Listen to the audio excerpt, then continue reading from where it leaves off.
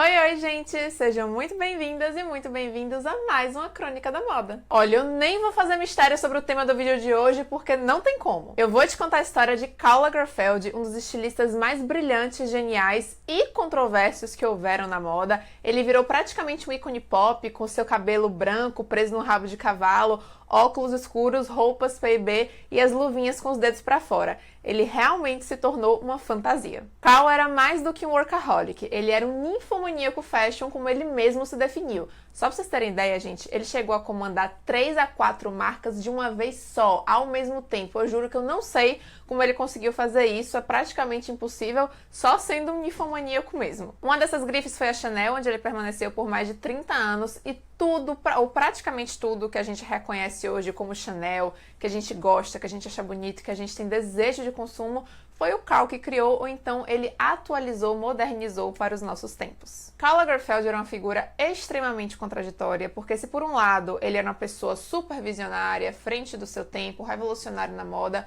por outra, ele era uma pessoa extremamente retrógrada e preconceituosa. E pra mim, a parte mais interessante da história de Karl, que eu acho que talvez a gente possa tirar de lição disso tudo, é que todo mundo tem o seu momento de brilhar, independente da idade. E você vai descobrir isso agora. Antes de começar, já vou te pedir para deixar seu like nesse vídeo, porque isso me ajuda muito a continuar aqui no YouTube contando as crônicas da moda para você e também me ajuda a entender se você gosta desse tipo de conteúdo, porque aí eu trago mais histórias dos grandes estilistas do mundo da moda aqui para você.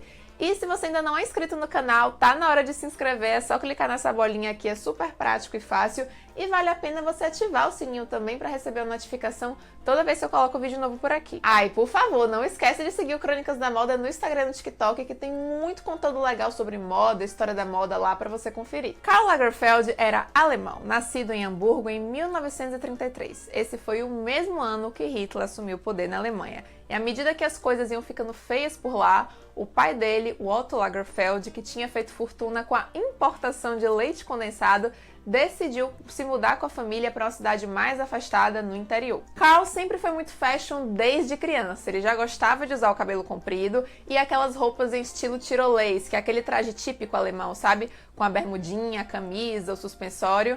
E vocês podem imaginar o que um menino com esse comportamento sofria na Alemanha nazista, né? Super quadrada, militar. Não devia ser fácil. Com 19 anos, convicto que queria trabalhar com moda, ele fez o que todo jovem com as mesmas aspirações faria: se mudou para Paris. Quem também estava chegando na capital francesa mais ou menos nessa mesma época para estudar moda foi outro prodígio dos estilistas, Yves Saint Laurent. Inclusive, tem vídeo aqui no canal contando a maravilhosa, badaladíssima e movimentadíssima vida de Yves Saint Laurent. É um dos vídeos que eu mais amo, um dos que eu mais adorei fazer, acho ele incrível. Então depois que acabar a história de Karl, você vai correndo conferir a história de Yves, porque inclusive as histórias dele se entrelaçam em alguns pontos. Bom, em 1954, ambos participaram do concurso da International Wool Secretariat, que era promovido por uma marca de lã chamada Woolmark.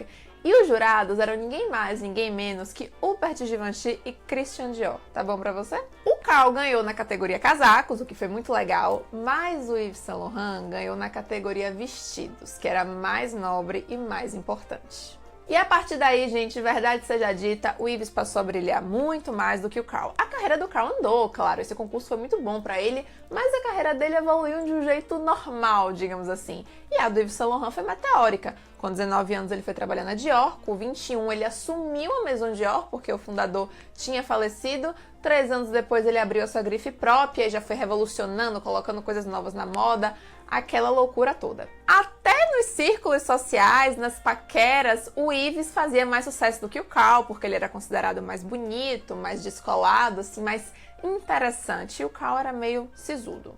Inclusive, mais tarde, lá pelos anos 70, vai ter uma fofoca aí envolvendo esses dois. Vocês querem que eu espere chegar aqui nos anos 70 ou posso contar agora logo? Ok, vou contar agora. O Karl teve um grande amor na sua vida, que foi o Jacques Debachère, que era um socialite, um intelectual, andava naquelas mesmas rodas que ele, né, com outros estilistas, artistas, pintores, escritores, né, só a galera assim, descoladinha. E eles começaram um relacionamento em 1971, Detalhe, o Carl era quase 20 anos mais velho que o Jacques quando tudo isso começou. Pois, em 1973, o Jacques de Bacher vai ter um caso, mas um baita caso, com Yves Saint Laurent, que também era casado, né, com o Pierre Berger, né? Eram companheiros de muitos anos, ficaram juntos até o fim da vida. Esse caso durou um tempinho e o Carl meio que engoliu esse sapo, né? Ou pelo menos não fez nenhum grande escândalo, não ficou com raiva, revoltado, pelo menos não demonstrou isso que a gente saiba.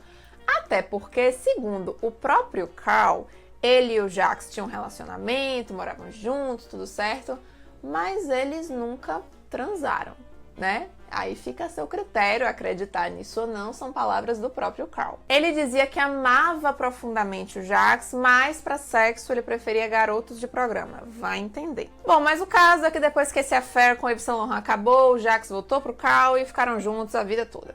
Então, como vocês puderam ver, o Carl viveu muito na sombra do Yves Saint Laurent, mas a vida dele também andou. Voltando aqui para onde a gente estava na história, no concurso, depois de ter vencido como melhor casaco, o Carl foi contratado como assistente de Pierre Balmain, que inclusive produziu o casaco vencedor. Ele passou 3 anos lá como assistente e em 1958 ele foi convidado para assumir a direção criativa da Jean Patou, que era uma grife bem antiga lá dos anos 20. Em 1966 ele se tornou diretor criativo da Chloé, que é uma marca também bem famosa por ter tido ele aí no seu hall de diretores criativos, e foi aí que ele começou meio a mostrar que veio, a abrir as asinhas, porque ele trouxe muito do estilo boho, bohemian chic, para a Chloé e fez a marca se tornar uma das mais proeminentes dos anos 70. O sucesso foi tanto que logo depois, em 67, ele foi convidado para ir para a Fendi para modernizar a linha de peles da grife. A Fendi é uma marca italiana, hoje muito conhecida pela famosa bolsa Fendi Baguette, mas também lá atrás ela era muito famosa pelas suas peles, né? Numa época onde não havia nenhuma regulamentação quanto a isso, onde era bonito, legal, elegante você usar casacos e roupas feitos com peles de animais. Aí eles contrataram o Carl para dar uma revitalizada, uma modernizada nessa coleção de peles, né, para atrair um público mais jovem.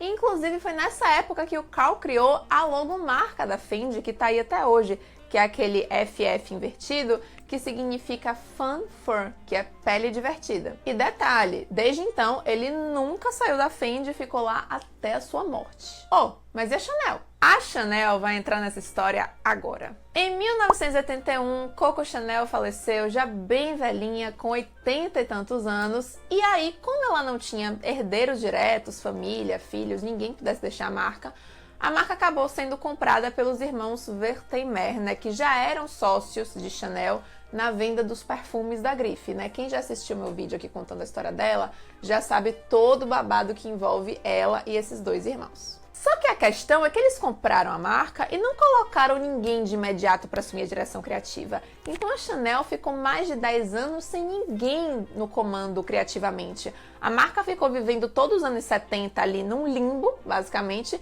e sobrevivendo da venda dos perfumes, que iam muito bem obrigado, e das bolsas, né, de acessórios, assim, coisas do tipo, mas a marca não inovava, não trazia nada novo, estava parada no tempo. Foi só em 1982 que os irmãos Wertheimer procuraram Karl Lagerfeld e ofereceram a ele uma quantia de $1 milhão anuais para ele assumir a direção criativa da Chanel, revitalizar a marca que estava empoeirada, esquecida e só era usada por mulheres conservadoras e sem estilo. Karl aceitou o desafio, mas não saiu da Fendi não, e a partir de agora ele vai passar o resto da vida comandando as duas grifes. Seu primeiro desfile na Chanel aconteceu em janeiro de 1983, ainda era meio naquele formatinho antigo, no salão da própria Maison, né, com as clientes assim enfileiradas nas cadeiras, a passarela era bem pequenininha, as modelos ainda entravam assim rodando, girando, né, fazendo aqueles trejeitos com as roupas. E ele trouxe o tradicional visual Chanel com o tailleur, os laços, as pérolas, as correntes, só que de um jeito mais moderno, né? Então o próprio tailleur já estava um pouco mais, não estava tão rígido, né? A saia tinha mais movimento, o casaco estava um pouco mais curto, ele amarrou as correntes na cintura como um cinto que deu um ar mais jovial, né? E as próprias modelos usavam uns chapéus assim, né, com a aba aqui na frente mais para baixo, dando aquele ar de mistério que inclusive combinava muito com a fundadora da grife. Todo mundo amou ver a Chanel de volta no páreo e não demorou muito para Karl vestir grandes ícones da época, como a modelo Inès de la Fressange, que se tornou embaixadora da marca da época, a atriz francesa Isabelle Adjani, que também fazia muito sucesso nos anos 80, a princesa Caroline de Mônaco, filha de Grace Kelly, cuja, inclusive, a filha dela hoje, da Caroline de Mônaco, a Charlotte Casiraghi, é embaixadora da Chanel, vai pra cima e pra baixo só vestindo Chanel. Inclusive, foi neste seu primeiro ano na Chanel, em 1983, que Karl Lagerfeld criou uma das bolsas mais icônicas do mundo do luxo, mais icônicas da Chanel, um símbolo de status absurdo hoje em dia, objeto de desejo por milhares de mulheres, sabe? Milhares de mulheres se matariam por essa bolsa. É a que eu vou falar agora, que é a Chanel Classic, que foi inspirada na bolsa Chanel 2.55, criada pela Coco Chanel lá nos anos 50, né? O Karl se inspirou nessa modelo e deu uma modernizada. Ele colocou... A grande diferença é o fecho, né? Que o fecho da bolsa criada por Coco Chanel é aquele fecho retinho, que hoje a marca chama de fecho Mademoiselle. E o Karl colocou o fecho com a logomarca, né? Os 6 entrelaçados, que é o que todo mundo quer hoje, né? E também a alça, porque a alça da 2.55 era só de corrente e a da Chanel Classic, criada por Karl, a alça tem corrente, mas é entrelaçada por couro, né? Por uma fita, assim, uma fitinha de couro. Então tem essas diferenças aí, mas até hoje ambas são vendidas na loja. Agora a de Karl faz muito mais sucesso porque tem a logo. Na época que Karl entrou para Chanel e começou a fazer sucesso, Paloma Picasso deu a declaração dizendo que foi um grande salto e uma punhalada em Yves Saint Laurent, que inclusive era um dos seus grandes amigos, né? Que, segundo se falava, Coco Chanel teria designado Yves Saint Laurent como seu legítimo herdeiro, a pessoa que ela queria que comandasse a marca quando ela se fosse. E de fato, acho que até faz sentido, ambos eram muito parecidos, eles se complementavam. Tanto é que tem uma frase famosa do Pierre Berger, que era o marido do Yves, que dizia que Chanel libertou as mulheres, mas Yves Saint Laurent lhes deu poder. Então, de fato, muitas das coisas que Chanel promoveu no auge da sua carreira, lá nos anos 20, como as calças, né, esse vestuário masculino para as mulheres, o Yves Saint Laurent trouxe de volta nos anos 60, já numa outra época, com a outra cara, quando a sociedade, inclusive, já estava muito mais pronta para aderir isso de uma forma mais massiva, né? Então, eles tinham esse complemento. Mas também, eu não sei até que ponto isso ia ser viável, porque o Yves Saint Laurent já tinha a marca própria dele, inclusive estava bombando lá nos anos 70, ele não ia largar a marca dele para assumir a Chanel, e eu acho que ele não conseguiria assumir as duas, porque pegar isso aí não é para qualquer um, não. Hoje, avaliando, eu acho o Karl e a Coco Chanel bem parecidos também, só que eu acho que eles são aquele tipo tão parecidos, mas tão parecidos, que eles iam enxergar os próprios defeitos deles mesmos no outro e iam brigar horrores constantemente. Era uma relação que não ia dar certo, justamente por eles serem muito iguais. Inclusive, até nas declarações do Karl, ele disse que provavelmente a Coco Chanel odiaria tudo que ele estava fazendo para a marca, né? Mas, enfim, mais pra frente vocês vão entender por quê. Nos anos 90, Karl Lagerfeld, como todo estilista daquela época, também surfou na onda das supermodelos. Naomi Campbell, Cindy Crawford não saíam das passarelas da Chanel e a sua preferida era Claudia Schiffer, né, que se tornou a musa dele naquela época. Em 1992, gente, ele foi convidado para retornar a Chloé e ele disse sim.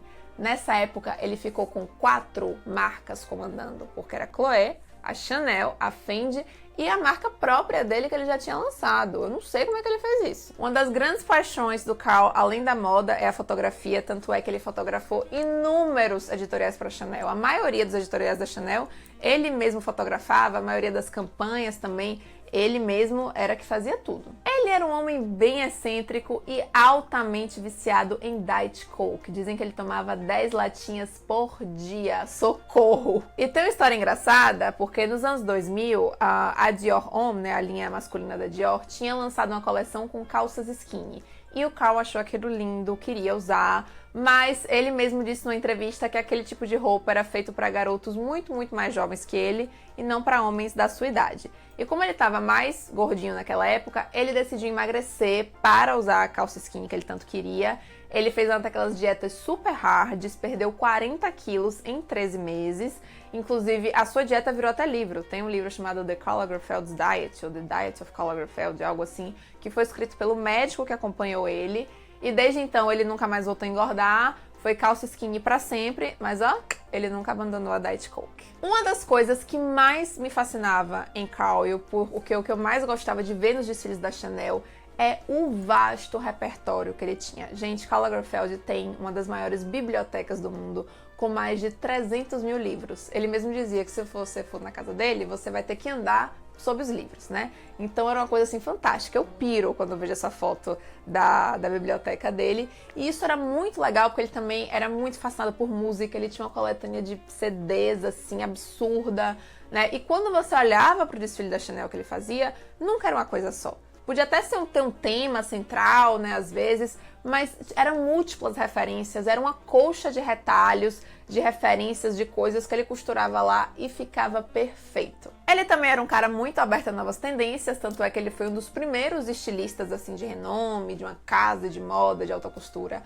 a fazer coleções em collab com fast fashion. Em 2004 ele fez com a H&M e tem em 2016 que ele fez com a Riachuelo, aqui brasileira, que inclusive, se eu não me engano, eu acho que a coleção até desfilou no São Paulo Fashion Week daquele ano. Bom, desde a sua entrada na Chanel, todos os desfiles da grife passaram a ser feitos no Grand Palais, lá em Paris. E assim, o Karl transformou esse lugar em tudo que ele pôde imaginar. Ele já transformou o Grand Palais no supermercado, numa estação espacial com um foguete, numa praia, numa rua de Paris para fazer um desfile tipo desfile protesto. Depois vocês procuram as fotos aí, porque os cenários são fascinantes. O trabalho assim de cenografia era absurdo. Inclusive, de todos esses, eu acho que o que ficou mais marcante, mais famoso, emblemático, foi do supermercado, né? Porque inclusive ninguém imaginava que uma grife como a Chanel, poderosíssima, o alto luxo, aquele pedestal, ia ter como cenário do seu desfile uma coisa tão banal como um supermercado. Inclusive, teve uma fofoca nesse desfile que quem contou foi Lilian Patti. Eu vou recontar a história aqui pra vocês.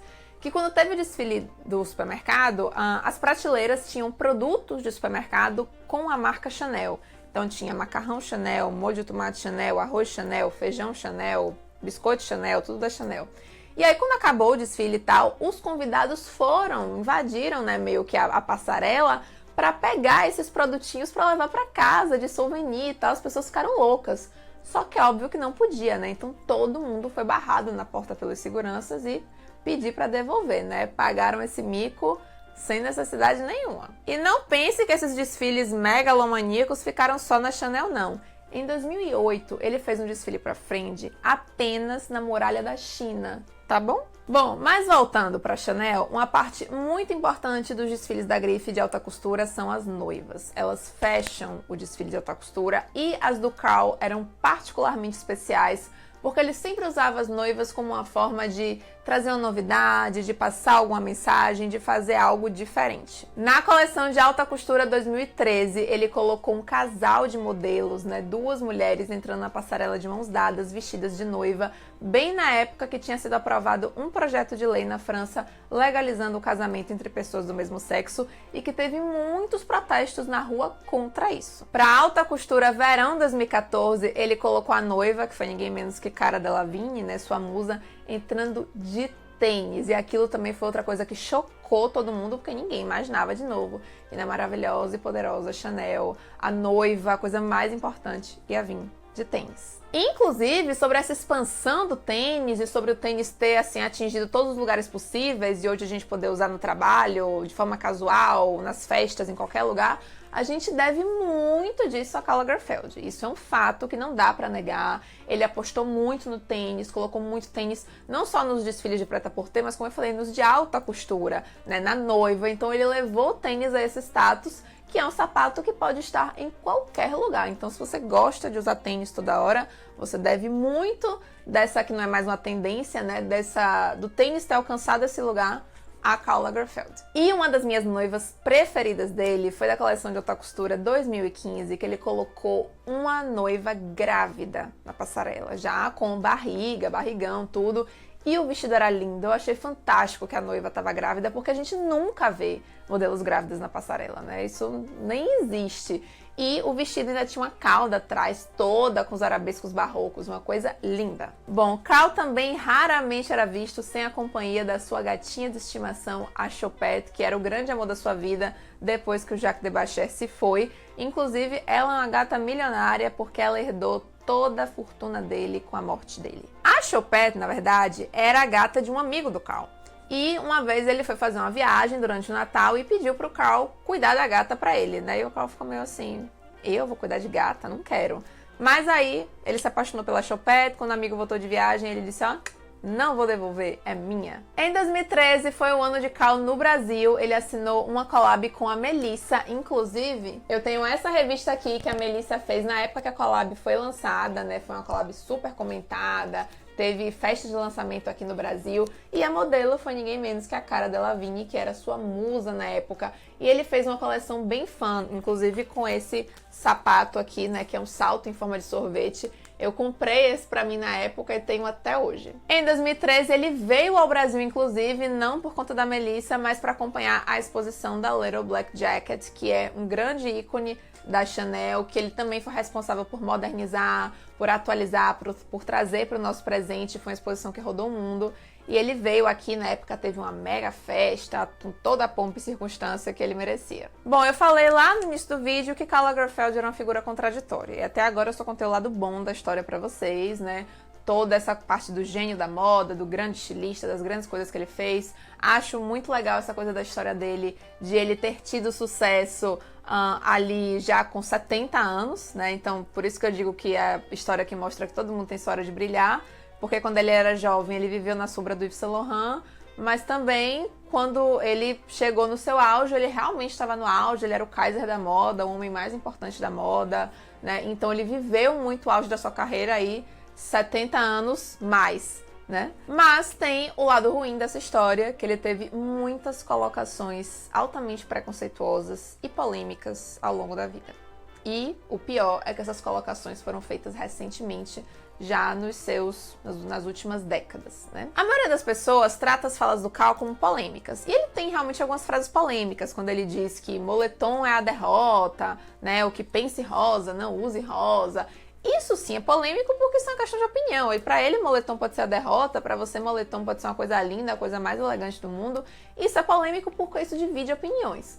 Mas existem outras falas dele que são realmente preconceituosas. Aí não tem nada de polêmica, é preconceito puro. Uma das muitas falas preconceituosas e problemáticas dele foi com relação ao Me Too, aquele movimento em que as atrizes de Hollywood foram falar sobre o assédio que sofriam ao longo dos anos lá, que aquilo não podia continuar e tal. E ele meio que desdenhou do movimento, né? Numa entrevista ele falou: eu acho engraçado que só estão lembrando disso agora 20 anos depois, né? Que na época ninguém falou e que não tem prova. Ele desdenhou completamente. E teve também um caso de um fotógrafo, um estilista, que era inclusive amigo dele, agora eu não vou lembrar, que foi acusado por 3 modelos de assediá-las, né? Durante o ensaio puxou a roupa com muita força, apalpou o seio, apalpou a bunda, né? Sem necessidade. E ele deu uma declaração tipo assim: se você não quer que seus shorts sejam puxados, não vira uma modelo, vira uma freira, vá para um convento. Né? Como quem diz assim, agora ninguém pode fazer nada, o mundo tá chato. O que mostra uma visão bem retrógrada, né?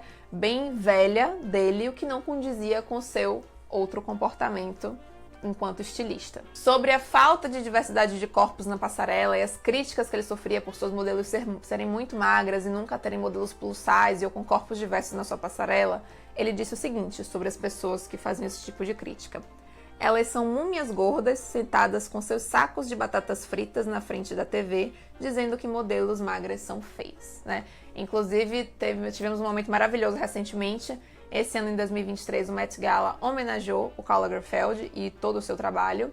E algumas convidadas deram seu toque de tapa de luva de pelica, né, de protesto ali, o que eu achei muito legal. Um dos meus preferidos foi a da Liso, que foi inclusive com uma criação da Chanel, inspirada numa criação que ele fez nos anos 90, né? Foi uma criação atual, mas inspirada numa que Karl fez. E ela tirou uma foto na cozinha comendo batata frita. E eu achei absolutamente incrível. Bom, em dezembro de 2018, Karl fez sua última aparição pública no final do desfile Métiers d'Art, né? Que é um desfile específico que a Chanel faz, focado em todo o trabalho artesanal e manual que os seus parceiros têm, né? De bordado, de estamparia, tudo isso.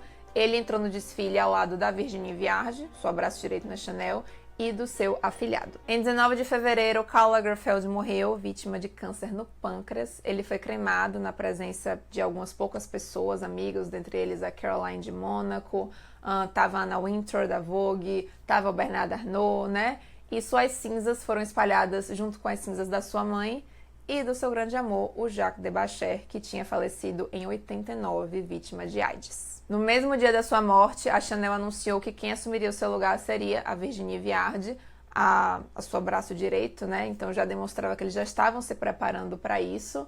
E é a Virginie que está comandando a Chanel aí até hoje, mais ou menos, né? Ela tá cambaleando aí, tentando se encontrar. Nem de longe é as coleções que a gente via na época do Karl, mas espero que em algum momento ela encontre o seu caminho. E é isso, gente. Eu espero que vocês tenham gostado de conhecer um pouco mais da história do Karl Lagerfeld. Eu acho ele um estilista brilhante, apesar de tudo, né? Eu tendo isso a focar muito no trabalho da pessoa. Ele, como pessoa física, horrível, cheio de falas preconceituosas, né? É muito difícil, mas como estilista, como profissional da moda, ele de fato foi um gênio. Acho a história dele muito legal de ser contada. Acho que a gente pode sim tirar coisas boas disso aí, apesar de tudo. Então eu espero que vocês tenham gostado e comentem aqui embaixo o que é que vocês acharam e que histórias de outros grandes estilistas vocês gostariam de ver aqui no canal. Beijo!